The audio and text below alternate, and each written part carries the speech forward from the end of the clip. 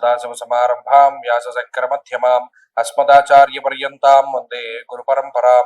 జ్యోతిష్ శాస్త్రాన్ని భావితరాల వారికి ప్రసాదించిన ఋషుల యొక్క పాదపద్మాలకి నమస్కారం చేసుకుంటూ, అలాగే నాకు ఈ జ్యోతిష విద్యను నేర్పిన గురువర్యులు జ్యోతిష బ్రహ్మ కీర్తిశేషులు శ్రీ ఏరంకి సూర్యనారాయణమూర్తి గారు, సూర్య శ్రీ దైవజ్ఞ గారి యొక్క పాదపద్మాలకి నమస్కారం చేసుకుంటూ, ఓం శ్రీ మహాగణాధిపతిర్మహ శ్రీ గురుభ్యో నమః. హరి ఓం.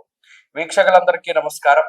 మకర రాశి వారికి ఈ వారంలో గ్రహగతులు చాలా ఉన్నతంగానే గోచరిస్తూ ఉన్నాయి. గత వారంలో చెప్పుకున్నట్టు అనుకూల ప్రతికూలతల్లో ఏ విధమైన మార్పు లేదు. దశమంలో రవి యోగిస్తూ ఉన్నారు. ఏకాదశ ముందు కుజుడు బుధుడు, అలాగే ఈ రాశి వారికి వక్రించినటువంటి శనేశ్వరుడు, అలాగే రాహుగ్రహం తాలూకు ప్రభావము, సప్తమ గురుడు, చంద్రుడు, ఇలా చాలా వరకు 80% గ్రహాలు యోగిస్తూ ఉన్నాయి. ఇది గతంలో కూడా మనం చెప్పుకున్నాం. ఈ నవంబర్ నెలంతా కూడా ఈ గ్రహస్థితి ఈ విధంగానే అనుకూలంగా ఉంటుంది ఈ మకర రాశి వారికి.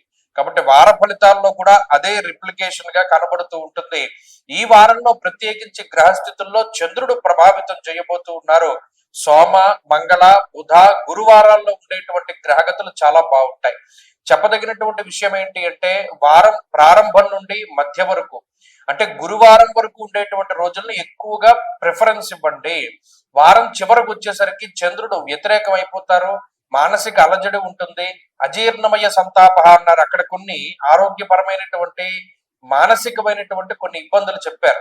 కాబట్టి ఏదేమైనా ఈ వారం చివరిలో శుక్ర శనివారాల్లో ఉండేటువంటి విషయాలు ఏమైనా కొంత ప్రతికూలంగా ఉండొచ్చేమో కానీ మిగతా రోజుల్లో ఉండేటువంటి గ్రహస్థితి అంతా కూడా చాలా పాజిటివ్ గా ఉంటుంది, ఎదుగుదల ఉంటుంది. అటు ఉద్యోగము, వ్యాపారము, వ్యవసాయము, వ్యవహారం అన్ని రంగాల్లోనూ కూడా మకర రాశి వారిదే పై చేయిగా ముందుకు సాగుతూ ఉంటుంది.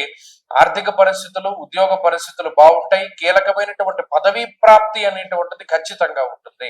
ఒకటి రాశి వారికి బాగున్నది. మరింత అనుకూలమైనటువంటి ఫలితాల కోసమని ఎక్కువగా ఆంజనేయ స్వామి వారి యొక్క ఆరాధన చేస్తూ ఉండడం చెప్పదగినటువంటి సూచన. ఈ వారంలో కలిసి వచ్చేటువంటి రోజు గురువారంగా చెప్పవచ్చును. అదృష్ట సంఖ్య 2, అదృష్ట వర్ణము లేత ఎరుపు రంగు. తదుపరి కుంభరాశి.